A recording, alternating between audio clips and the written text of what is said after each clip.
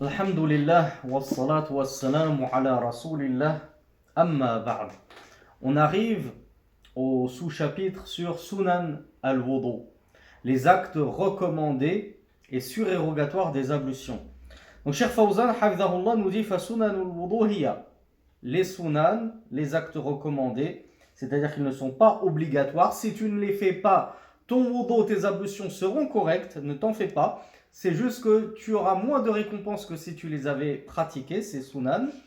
La première des sunan, on l'a déjà vu, c'est as-siwak, nous dit Cheikh Fawzan, hafidhahullah.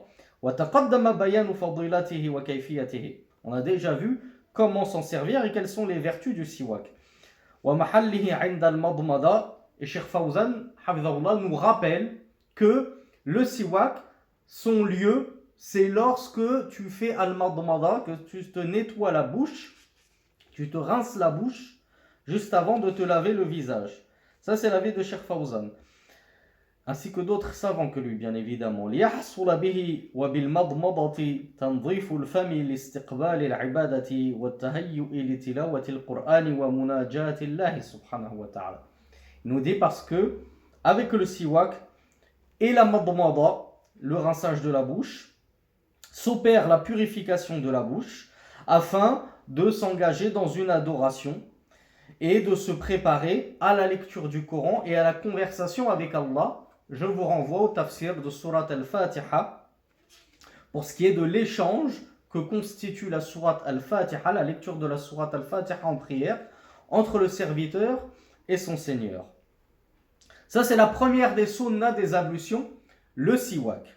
Deuxième sunna, ثانيا غسل الكفين ثلاثا في أول الوضوء قبل غسل الوجه لورود الأحاديث به ولأن اليدين آلة نقل الماء إلى الأعضاء ففي غسلهما احتياط لجميع الوضوء.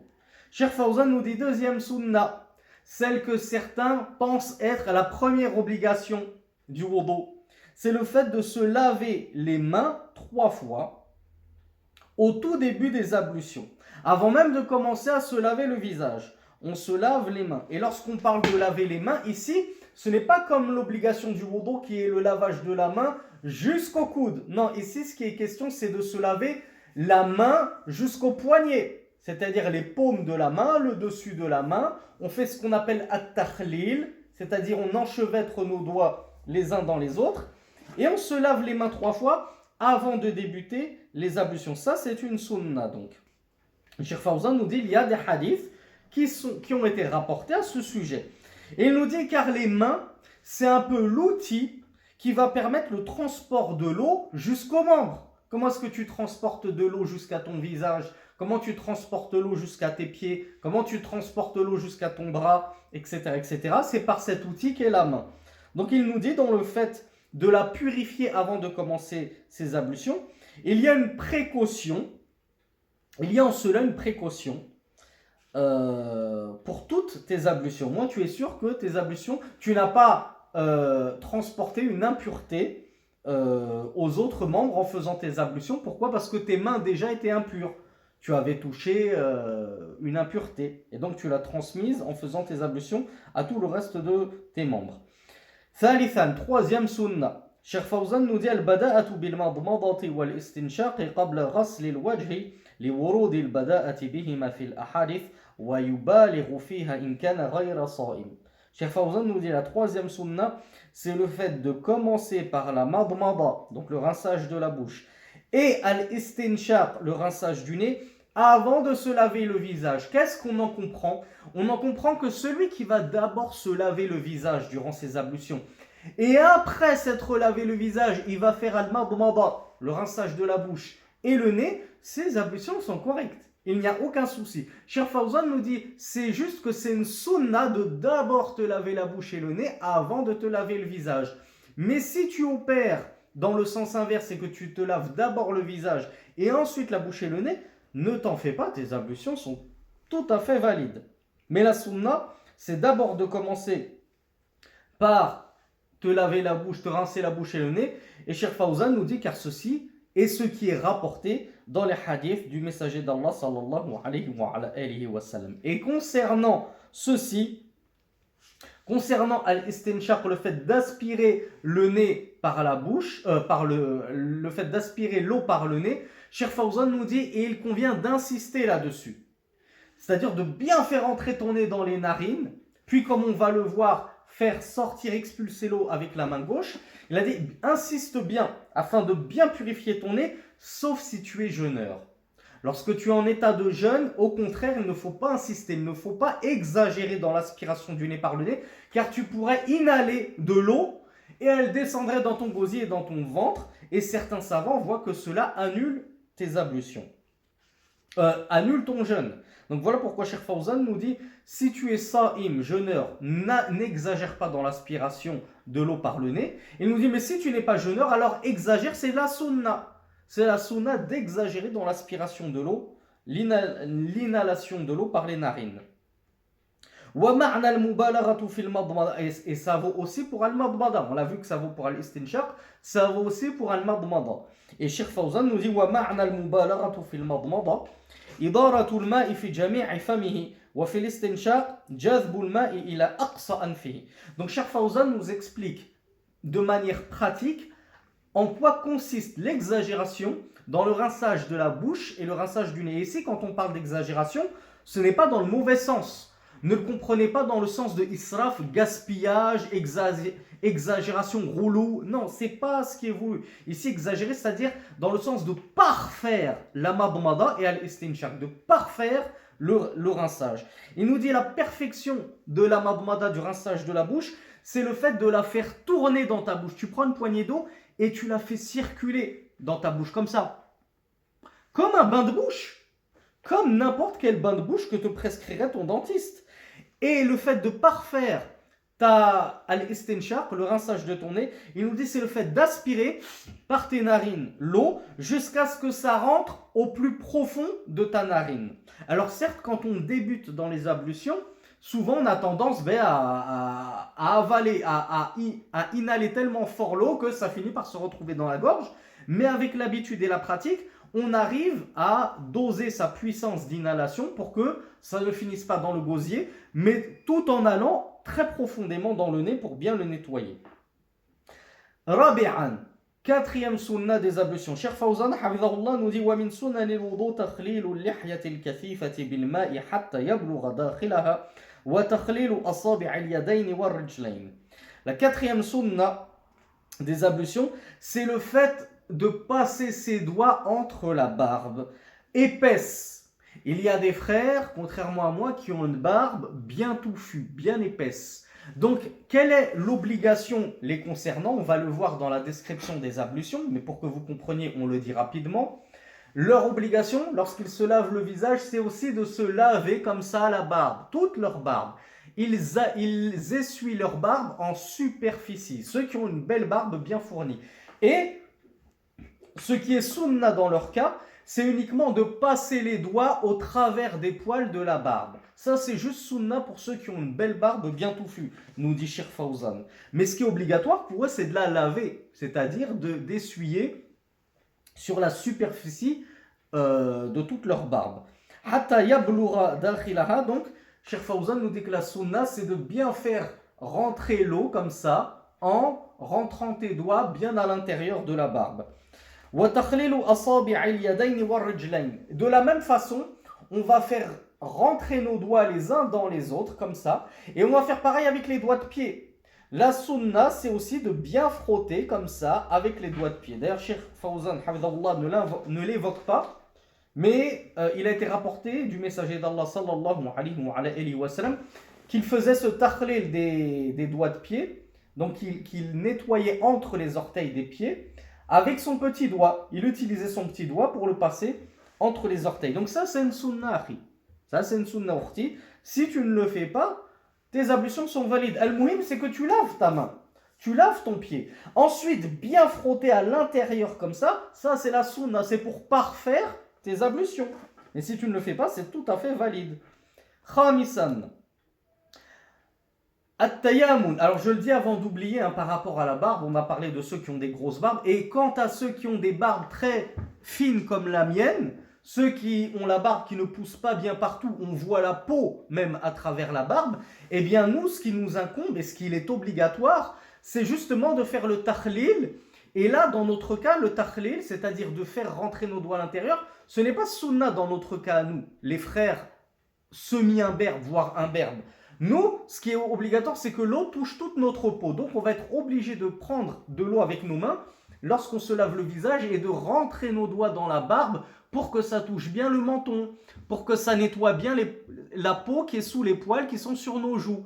Donc dans notre cas, lorsque la barbe n'est pas bien touffue et qu'on voit la peau à travers, on doit s'assurer de bien nettoyer la peau qui se trouve sous notre barbe. Quant à ceux qui ont une barbe touffue, ils ne peuvent pas faire ça. Donc c'est juste sunna dans leur cas de rentrer leurs mains à l'intérieur de la barbe. Cinquième sunna, at-tayamun, wa huwa al-bad'u bil-yumna min al-yadayni wal-rijlayni qabla al-yusra. La cinquième sunna, c'est de donner la préséance à la droite dans les membres des ablutions, dans le lavage des membres des ablutions. Donc, on commence par se laver la main droite jusqu'au coude droit, avant de se laver la main gauche jusqu'au coude gauche. Question piège, si je lave mon pied gauche avant mon pied droit, est-ce que mes ablutions sont bonnes? Oui. Pourquoi? Parce qu'on vient de dire que c'est seulement sunna. Donc, si tu commences par te laver le pied gauche avant de laver le pied droit, tes ablutions sont valides, Akhi, ne t'en fais pas. Mais tu auras manqué une source de récompense émanant du suivi de la sunna. Car la sunna, c'est de d'abord commencer par les membres droits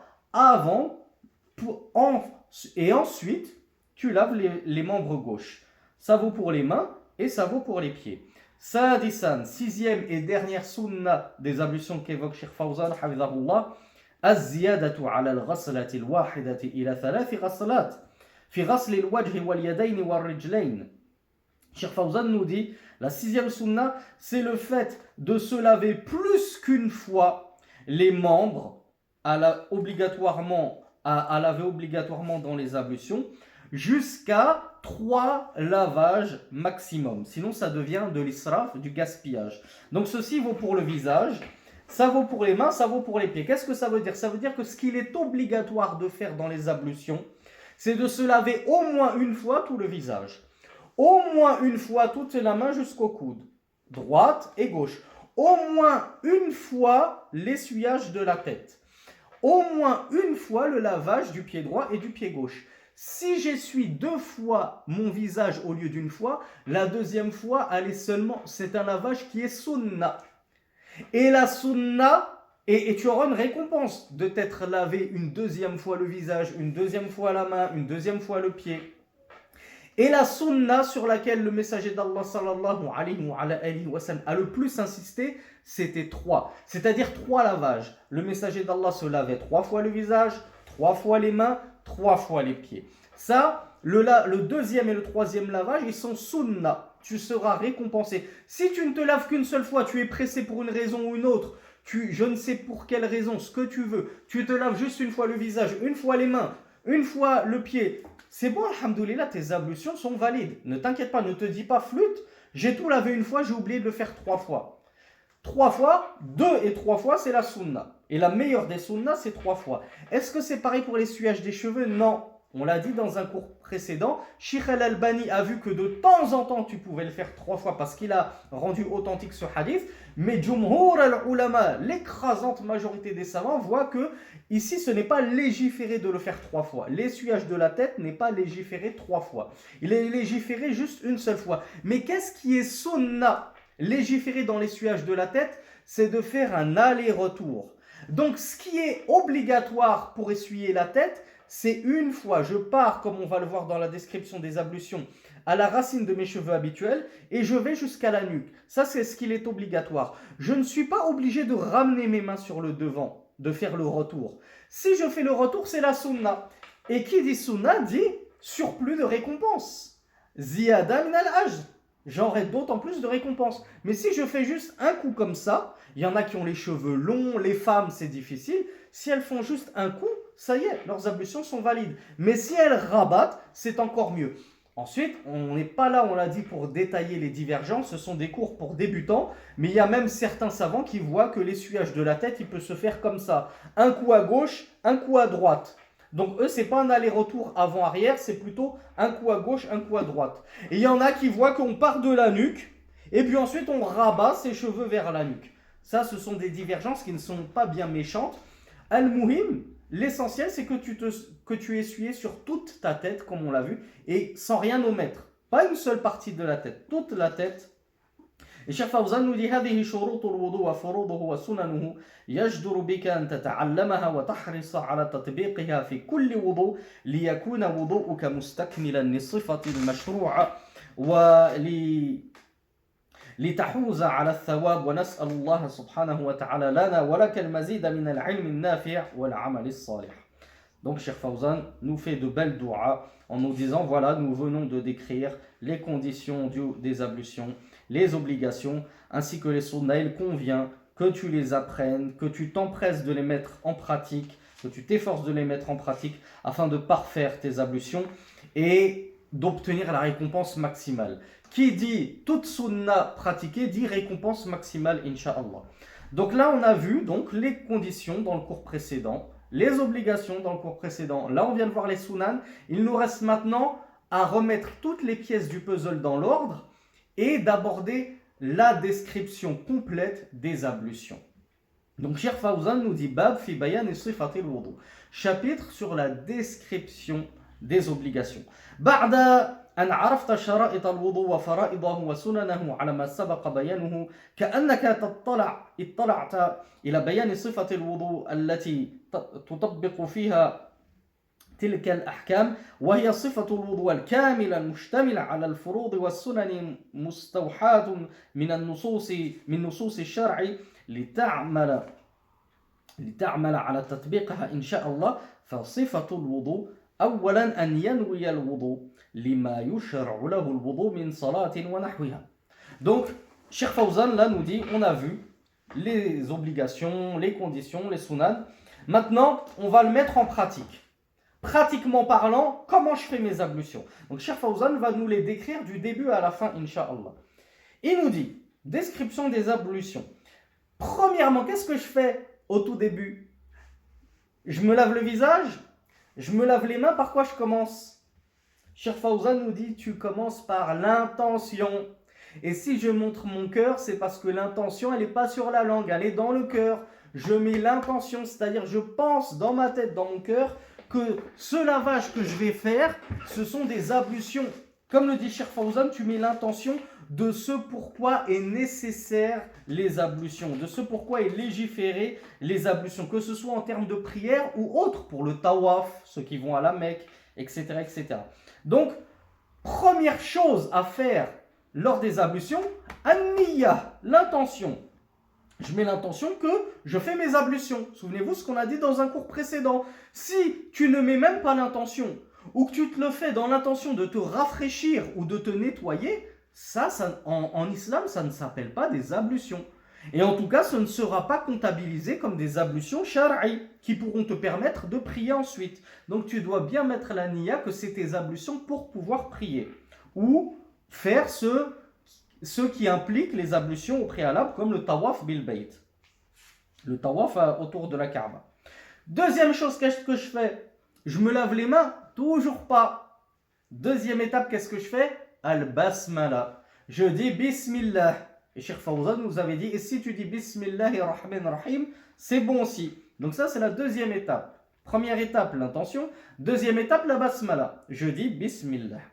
Troisième étape, là oui, je commence à me laver les mains, comme on l'a vu, jusqu'au poignet.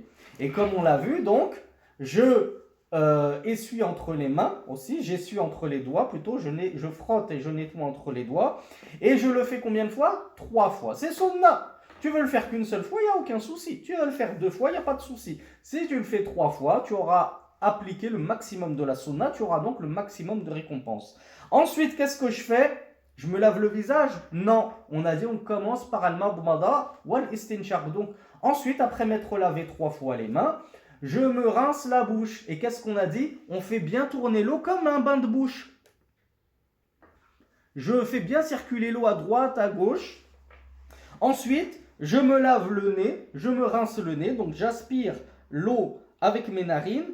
Et Cheikh Fawzan nous dit وَيَسْتَنْشِقُ ثَلَاثَ مَرَّاتٍ وَيَنْثُرُ الْمَاءَ مِنْ أَنْفِهِ بِيَسَارِهِ. Donc Cheikh Fawzan nous explique que comment je recrache l'eau de mes narines. Parce que l'eau, recracher de l'eau de la bouche, c'est facile. Je la recrache tout simplement.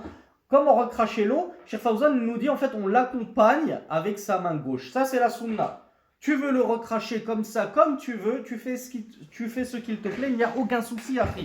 Il n'y a aucun souci, Urti. Mais la sunna nous rapporte les chouyours, c'est de faire sortir l'eau, de recracher l'eau, d'expulser l'eau de tes narines en l'accompagnant avec ta main gauche. Alors, petite subtilité, Cheikh Fawzan ne l'évoque pas, mais pour ceux qui se poseraient la question, il y a des savants qui voient que la vraie sunna, c'est en une seule poignée d'eau de te rincer la bouche et le nez en même temps. C'est-à-dire que tu te rinces la bouche et le nez en même temps, et hop, premier lavage. Deuxième, hop. Deuxième. Troisième, hop. Certains savants voient que c'est ça la sunna ultime. Mais bien sûr, si tu veux faire 3 fois la bouche, tu recraches 3 fois. 3 fois le nez, une fois le nez, tu recraches. Une fois, 2 fois le nez, tu recraches.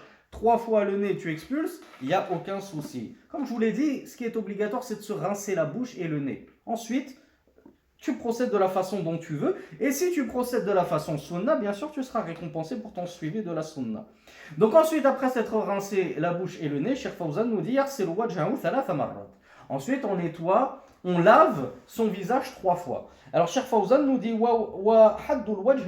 alors, on a beaucoup de frères et de sœurs qui nous écrivent par rapport à ça parce qu'ils sont gangrénés par les wasawis. Et on les renvoie modestement à notre cours sur les wasawis.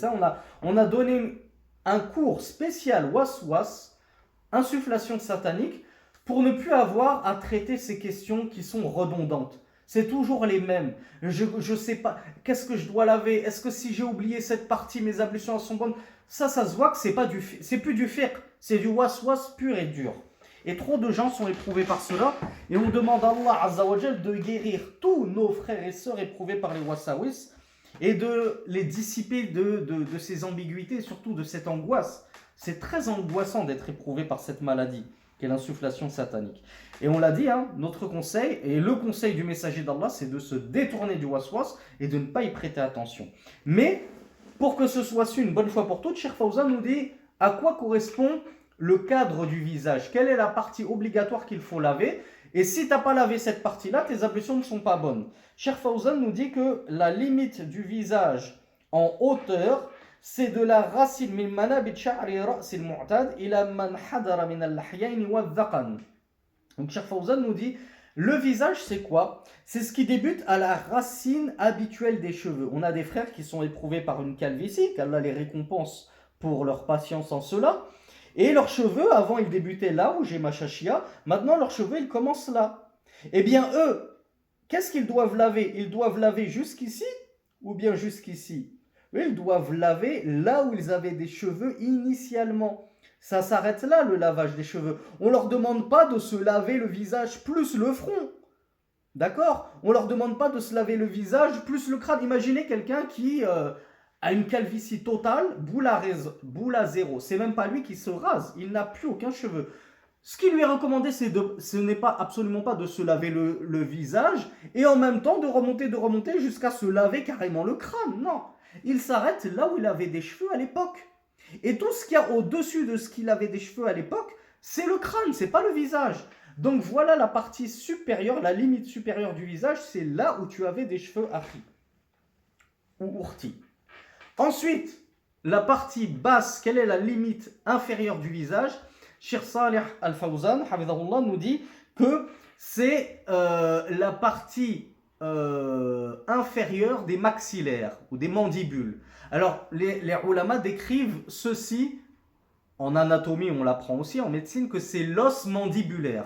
L'os mandibulaire, c'est quoi? C'est l'os de la mâchoire. Et les ulama le décrivent comme 2 os qui se rejoignent pour former le menton. Donc, la limite du visage, c'est la face avant de cet os. Donc, le visage, c'est pas ce qu'il y a ici en dessous. Ici, c'est ton cou, Harry.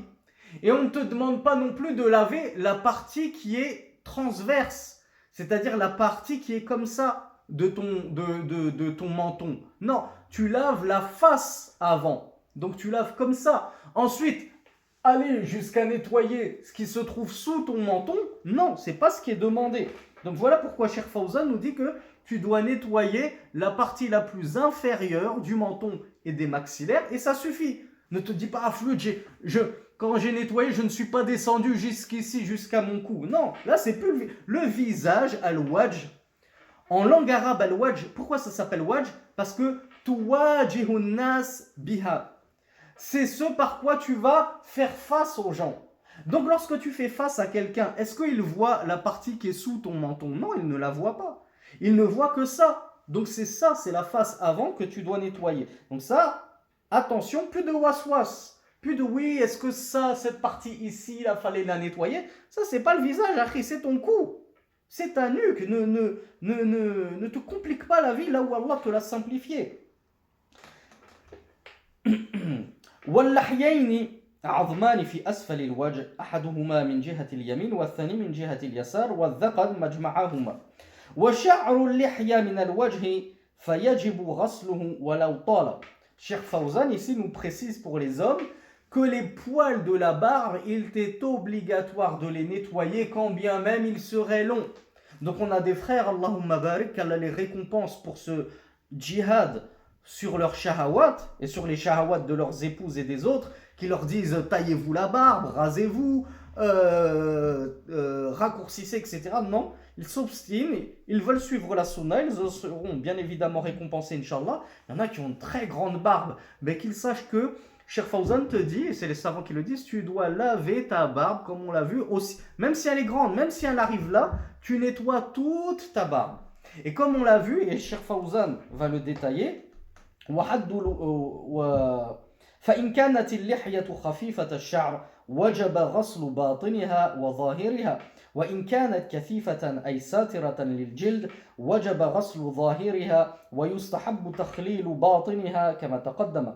Donc Cheikh Fawzan nous dit par rapport à la barbe, si ta barbe elle est légère, prenez mon exemple et de tous les frères qui me ressemblent, on a une barbe qui est bien aérée, hein, on voit la peau. On voit très facilement la peau à travers la barbe. Ils nous disent qu'il nous est obligatoire à nous, c'est de nettoyer l'intérieur et l'extérieur. Donc lorsque je me lave le visage, je passe un coup sur ma barbe et je fais bien attention à rentrer mes doigts à l'intérieur de la barbe pour nettoyer la partie du menton, la partie des joues qui sont à moitié recouverts par nos poils de barbe. Donc ça, nous, on est obligé de faire attention à bien nettoyer l'intérieur et l'extérieur. Parce que l'eau doit toucher toute la peau du visage, comme on l'a vu précédemment. Il nous dit, mais ceux qui ont une barbe touffue, kathifa, ça veut dire qu'elle est épaisse, elle est touffue. On ne voit pas la peau à travers. Et ainsi était la barbe du messager d'Allah, sallallahu alayhi wa sallam. Il nous dit, et ceux qui ont une barbe touffue, c'est-à-dire qui recouvrent la peau, eh bien, eux, ce qui leur est obligatoire, c'est seulement de laver, comme on l'a vu, la partie apparente de la barbe, c'est-à-dire ils lavent en superficie leur barbe. Et quant à l'intérieur de la barbe, comme on l'a dit tout à l'heure, dans leur cas, c'est uniquement sunna. Donc eux, la sunna, c'est qu'ils font passer les doigts à l'intérieur de leur barbe pour nettoyer aussi l'intérieur de la barbe. Et cela leur est uniquement recommandé, non obligatoire. Maintenant, quelle est la limite du visage de droite à gauche, d'un côté jusqu'à l'autre? Il nous dit min al-udhuni ila al-udhunan. Min al-udhuni ila al-udhun, pardon. Wal-udhunani min al-ras. Fayumsahani ma'ahu kama taqaddama. Donc Cheikh Fawzan nous dit quant aux limites latérales du visage, c'est tout simplement d'une oreille à l'autre. Donc ton visage, c'est de là à là, de la racine de tes cheveux à la partie inférieure de ton menton et de tes maxillaires, et d'une oreille à l'autre. Voilà la limite du visage. Et il nous dit, les oreilles, elles ne font pas partie du visage. On l'a vu dans un cours précédent, les oreilles, elles font plutôt partie de la tête. Donc elles sont à nettoyer avec la tête, et elles ne sont pas à laver avec le visage. ثم يغسل يديه مع المرفقين 3 مرات. Puis après s'être lavé le visage et la barbe pour les hommes, on se nettoie les mains, on se lave les mains 3 fois jusqu'au coude. Donc je me relave les mains. On a dit la sunna c'est de passer entre les doigts. Et on a bien expliqué que le coude aussi doit être obligatoirement lavé avec le bras. On ne peut pas juste aller jusque-là, on s'arrête là et on ne touche pas à notre coude. Le coude doit être lavé et on n'oublie pas que la partie opposée au coude doit être aussi lavée puisque c'est la limite de l'avant-bras qu'on appelle en arabe al-dhira'. Et la sunna c'est de le faire 3 fois. Si tu le fais une seule fois, tes ablutions sont correctes. Si tu le fais 3 fois, Inch'Allah, tu auras toute la récompense du suivi de la sunna. وحد اليد هنا من رؤوس الأصابع مع الأظافر إلى أول العضد. Cheikh Fawzan nous dit quelle est la limite de la main. Comme il nous a décrit la limite du visage, barakallahu fi, il nous décrit la limite de la main. C'est quoi la limite de la main? Il nous dit la main débute à l'extrémité du doigt, y compris l'ongle. Donc on le rappelle à nos sœurs qui n'auraient peut-être pas suivi ou déjà oublié le cours dernier. L'ongle, elles sont obligées de le nettoyer. S'il y a du vernis à ongles, tu es obligé de le retirer avant de faire tes ablutions. À moins que ce soit un vernis perméable qui laisse passer l'eau. Si ceci est vraiment prouvé par des médecins ou des scientifiques musulmans qui attestent de la véracité de ceci. Si ce sont des prétentions de kuffar, on n'est pas censé les croire. Donc, on nettoie jusqu'à la limite de l'ongle, c'est ça la main débute ici jusqu'à l'ongle, l'extrémité du doigt, et Cheikh Fawzan nous dit, et ça va jusqu'au aboud, c'est-à-dire que tu dois laver au moins une petite partie du bras, hein? On rappelle en français, ça c'est l'avant-bras c'est jusqu'au coude, ce qu'il y a après le coude c'est le bras. En arabe on appelle ça dhira, et ici à aboud. Donc tu dois forcément toucher une petite partie du aboud du bras, pour être sûr que tout l'avant-bras a été touché par l'eau lors de tes ablutions. Voilà les limites de la main. ولا بد أن يزيل ما علق باليدين قبل الغسل من عجين وطين وصبر كثيف على الأظافر حتى يتبلغ بماء الوضوء. Donc Cheikh Fawzan nous dit il est impératif, c'est-à-dire il est obligatoire d'enlever tout ce qui ferait obstruction entre les membres et l'eau. En termes de pâte, hein, on rappelle nos frères qui sont dans les chantiers, qui ont du cambouis, de la graisse, du ciment, du plâtre, en termes de pâte, argile, farine pour nos sœurs qui cuisinent, qui font les pâtes, etc. Et en termes de vernis à ongles, on a beaucoup de sœurs qui sont éprouvées par ça et qui se moquent éperdument de faire leurs ablutions avec ou sans vernis à ongles. On leur fait le rappel, elles se disent ça ne les dérange pas que leurs ablutions soient nulles, invalides. Et qui dit ablution invalide dit prière invalide. Comment peut-on jouer autant avec sa prière à cause d'une négligence totale dans les ablutions? Subhanallah, c'est très très grave. Il faut absolument faire attention à ça, mes sœurs. Cheikh Fawzan nous dit puis ثم يمسح كل رأسه وأذنيه مرة واحدة بماء جديد غير البلل الباقي من غسل يديه. Cheikh Fawzan nous dit puis on essuie toute la tête, pas juste une partie de la tête, toute la tête. Donc comment je fais pour essuyer toute ma tête? Les savants disent tu prends tes doigts comme ça et les pouces tu les mets au-dessus de tes oreilles et avec tes mains tu rejoins tes mains pour faire comme ça. Donc c'est comme ça que tu te nettoies la tête, comme ça tu n'oublies rien. Si tu fais juste comme ça avec une seule main, tu risques d'oublier une grande partie. Regardez, ma main, il va me rester tout ça, il va me rester de l'autre côté tout ça. Donc on prend les deux mains et on essuie bien sur toute la tête, pas juste une partie de la tête. Et Cheikh Fawzan nous dit qu'il faut faire ça avec une eau nouvelle, c'est-à-dire tu vas reprendre de l'eau. C'est pas tu te laves les mains, tu te laves la main droite 3 fois, tu te laves la main gauche 3 fois, et avec le reste d'eau, c'est-à-dire que tu as encore les mains humides, hop, tu t'essuies directement la tête. Non, tu es obligé de reprendre de l'eau, mais comme ce n'est pas un lavage, cette eau-là, tu ne la gardes pas, tu la rejettes. Tu rejettes cette eau, tu as les mains humides avec une nouvelle eau, et avec cette nouvelle eau, cette humidité que tu as sur les mains, là, tu essuies ta tête. Donc si tu ne reprends pas de l'eau et que tu te contentes de garder les mains mouillées après t'être lavé les mains, c'est pas bon. Tes ablutions ne sont pas bonnes.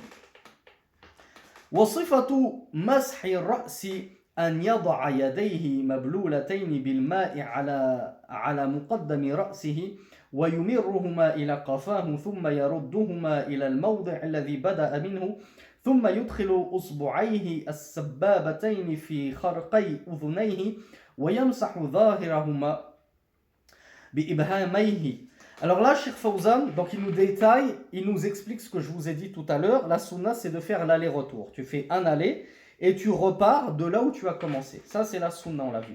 Et pour les oreilles, quelle est la sunna? Comment on nettoie? Cheikh Fawzan, Hafidhahullah, nous dit, tu prends tes deux index, tu les rentres pas dans le tympan, tu le rentres juste dans le creux de l'oreille, le trou de l'oreille. On ne te demande pas de te percer les tympans. Tu rentres tranquillement, ne force pas Harry, dans le creux de l'oreille, et avec ton pouce, tu vas nettoyer toute la partie extérieure de l'oreille. Et tu peux ensuite aussi avec ton index nettoyer comme tu veux. Al-Muhim, c'est que tu t'essuies les oreilles. Peu importe de la façon que tu veux faire, mais ça, c'était la façon qui avait été rapportée du messager d'Allah, sallallahu alayhi wa alihi wa sallam. Alors, Cheikh Fawzan ne le précise pas, mais Cheikh Al-Albani, hafidhahullah, ou rahmatullahi alayhi, nous a authentifié les deux méthodes de faire.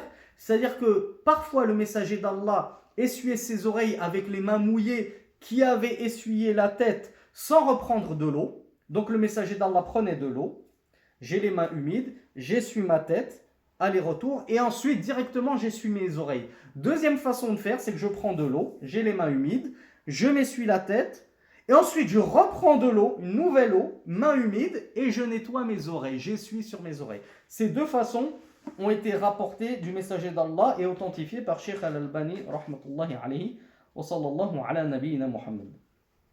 Ensuite, Cheikh Fawzan nous dit ثم يغسل رجليه 3 مرات مع الكعبين والكعبان هما العظمان الناتئان في أسفل الساق. Cheikh Fawzan nous dit ensuite, il va laver ses deux pieds 3 fois, c'est la sunna 3 fois, tu le fais une fois c'est bon, mais la sunna c'est de le faire 3 fois, jusqu'aux chevilles. Tu remontes bien le lavage de ton pied jusqu'à la cheville. Ce qui t'est demandé, c'est pas de nettoyer juste tes orteils parce que c'est là où ça sent mauvais, ou juste les orteils et le coup de pied. Non, tu dois bien remonter jusqu'à la cheville. Sinon, tes ablutions sont invalides si tu omets une petite partie. Et la cheville, ce sont les deux os qui forment l'articulation qui est entre le tibia, la jambe, et le pied. Donc, tout le monde sait ce que c'est que la cheville. ومن كان مقطوع اليد أو الرجل فإنه يغسل ما بقي من الذراع أو الرجل فإن قطع من مفصل المرفق غسل رأس العضد وإن قطع من الكعب غسل طرف الساق لقول الله سبحانه وتعالى فاتقوا الله ما استطعتم. وقوله صلى الله عليه وعلى آله وسلم إذا أمرتكم بأمر فأتوا منه ما استطعتم فإذا غسل بقية المفروض فقد أتى بما استطاع. Donc Cheikh Fawzan, hafidhahullah, ici nous évoque un cas particulier. C'est le cas de nos frères et de nos sœurs qui seraient infirmes, c'est-à-dire handicapés, qui auraient perdu une partie du bras ou une partie du pied, qu'Allah les récompense grandement pour cette épreuve très douloureuse et qu'Allah leur accorde de la patience. Qu'est-ce que doit faire cette personne qui est infirme, c'est-à-dire qui est handicapé, qui a eu le bras coupé ou le pied coupé? Cheikh Fawzan nous dit, il nettoie la partie qui est obligatoire. Par exemple, moi j'ai la main coupée, j'ai juste la main coupée, j'ai mon bras. Je nettoie mon bras, je lave mon bras normalement. Et au lieu de laver la main, puisque je n'ai plus de main, je lave l'extrémité. Tu fais pareil avec le pied. Si ton pied il a été coupé au niveau de la cheville, tu laves juste le moignon, la partie qui reste, c'est ce qu'on appelle un moignon, tu laves juste le moignon. Et si ça a été coupé bien avant, par exemple ça a été coupé au niveau du genou, Cheikh Fawzan nous dit tu laves aussi le moignon. C'est vrai que tu ne peux pas te laver une jambe, puisqu'il ne te reste rien de la jambe, c'est-à-dire la partie du mollet. Mais tu laves le moignon. Si ton bras il a été coupé jusqu'à la moitié du bras, tu laves le moignon. C'est vrai que Aslan, de base, tu n'as même pas l'avant-bras, mais tu te laves le moignon, nous dit Cheikh Fawzan. Pourquoi? Parce qu'Allah Azza wa Jal nous dit craignez Allah autant que vous pouvez.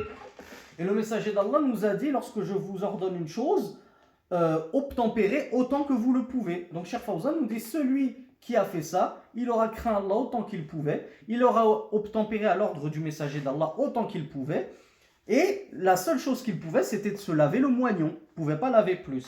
Donc aucun souci de ce côté-là. ثم بعد الفراغ من الوضوء على الصفة التي ذكرنا يرفع بصره إلى السماء ويقول ما ورد عن النبي صلى الله عليه وعلى آله وسلم من الأدعية في هذه الحال ومن ذلك أشهد أن لا إله إلا الله وحده لا شريك له وأشهد أن محمدا عبده ورسوله اللهم اجعلني من التوابين واجعلني من المتطهرين وفي حديث آخر سبحانك اللهم وبحمدك أشهد أن لا إله إلا أنت أستغفرك وأتوب إليك. Ici, Cheikh Fawzan Hafidhahullah nous dit que après, donc là, on a fini les ablutions, hein, on est arrivé jusqu'au lavage des pieds, jusqu'aux chevilles, comme on l'a dit. Il ne faut surtout pas oublier de bien remonter jusqu'aux chevilles et de les dépasser un peu, parce que c'est comme pour le bras. Il faut bien dépasser un peu du coude pour être sûr que tout le coude a été lavé. Eh bien c'est pareil, lorsque je lave mon pied, je remonte bien jusqu'à la cheville et je dépasse un peu pour être sûr que toute la cheville a été comprise dans le lavage.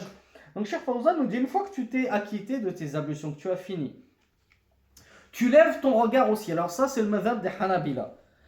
Le hadith à ce sujet il est daif. C'est vrai, la plupart des ulama disent que ce hadith, que le messager d'Allah aurait levé son regard au ciel, après ses ablutions et lisait cette dua, le fait de lever le regard au ciel, cette partie du hadith, elle est daif, elle est faible. Mais Cheikh Fawzan s'est basé dessus, il n'a pas vu de problème. Cheikh Al-Usaymi, il a dit oui, le fait de lever son regard au ciel, il n'y a pas de texte authentique qui appuie cette pratique, mais il a dit, mais s'il le fait, il n'y a pas de mal. Cheikh Ibn Baz lui-même a dit, le hadith, il est daif, mais s'il le fait, il n'y a pas de mal. Ne pensez pas que c'est une bid'a. Il n'y a pas de mal. Pourquoi? Parce que Cheikh Al-Usaymi l'explique. Allah Azza wa Jal est dans la direction du haut. Donc si tu fais une dua en t'adressant à Allah et que tu lèves tes yeux en direction du haut parce que tu sais que c'est dans cette direction que se situe Allah, il n'y a pas de mal. Encore une fois, ça c'est une énorme réfutation aux Asha'ira néo-Jahmites qui disent que Allah n'est pas dans la direction du haut. Même dans ce hadith qui est certes daif, on trouve que Rasulullah a levé ses yeux au ciel lorsqu'il a invoqué Allah subhanahu wa ta'ala. Et Cheikh Fawzan nous dit, il y a deux doigts à lire. Et là, les deux doigts, elles sont authentiques, donc je vous invite à les apprendre par cœur. La première doua à réciter après tes ablutions, c'est Ashhadu an la ilaha illallah, wahdahu la sharika lah, wa ashhadu anna Muhammadan abduhu wa rasuluhu, Allahumma ja'alni min at-tawwabin wa ja'alni min al-mutatahhirin. Donc c'est la double attestation de foi à laquelle tu vas ajouter, oh Allah, place-moi parmi les repentants et place-moi parmi ceux qui se purifient. Et la deuxième doua à ajouter, toutes ces douas c'est sunnah. Tu ne les lis pas, tes ablutions elles sont valides, hein? Ne t'en fais pas. La deuxième doua c'est Subhanaka Allahumma wa bihamdik, ashhadu an la ilaha illa ant, astaghfiruka wa atubu ilayk, qui est une doua très très importante comme on l'a déjà détaillé dans des cours précédents. والمناسبة في الإتيان بهذا الذكر والدعاء بعد الوضوء أنه لما كان الوضوء طهارة للظاهر ناسب ذكر طهارة الباطن بالتوحيد والتوبة وهما أعظم المطهرات فإذا اجتمع له الطهوران طهور الظاهر بالوضوء وطهور الباطن بالتوحيد والتوبة صلح للدخول على الله والوقوف بين يديه ومناجاته donc ومناجاته plutôt. Cheikh Fawzan nous dit quelle est la particularité, la sagesse de ce dhikr durant, après les ablutions et de faire cette dua. Il nous dit lima kana al-wudu taharatan lil-batin, li-zahir, pardon. Étant donné que les ablutions sont une purification de l'extérieur, hein, de ta carapace, si je puis dire, eh bien, il convient de joindre, après t'être purifié extérieurement, de joindre des paroles qui vont te purifier intérieurement. Et il nous dit, cette purification interne, elle s'opère par at-tawhid wa at-tawba. L'unicité d'Allah, la proclamation de l'unicité d'Allah et le repentir. Et c'est ce que contiennent ces deux doigts que nous venons de réciter. Et il nous dit, ce sont les deux plus importantes sources d'effacement des péchés, le tawhid et la tawba, le repentir. Il nous dit alors, si tu vas jumeler les deux purifications, la purification externe, extérieure, de l'extérieur, et la purification interne par le tawhid et l'istighfar et le repentir, alors tu seras dans l'état optimal pour entrer en prière, te tenir devant Allah subhanahu wa ta'ala et converser avec lui. ولا بأس أن ينشف المتوضئ أعضاءه من ماء الوضوء بمسحه بخرقة ونحوها. Et Cheikh Fawzan évoque une question que certains se posent et il nous dit, il n'y a aucun souci à t'essuyer les membres humides après les ablutions avec un chiffon, avec une serviette ou quoi que ce soit. Il y en a qui n'osent pas s'essuyer parce qu'ils ont entendu que les péchés s'en vont avec la dernière goutte d'eau. Donc ils se disent, faut surtout pas essuyer ces gouttes d'eau parce que c'est tous les péchés qui partent. Non, ne t'inquiète pas, tu peux t'essuyer, on ne te demande pas de sortir de la salle de bain alors qu'il fait moins 5 dehors et de choper une grippe ou ce que tu veux. Non, tu peux t'essuyer, il n'y a aucun souci. Je vais m'arrêter là. On laissera la suite, Inch'Allah. Il y a quelques fawaïd très précieuses du shir, mais on va les garder pour le cours prochain. Subhanakallahumma wa bihamdika ashhadu an la ilaha illa ant astaghfiruka wa atubu ilayk.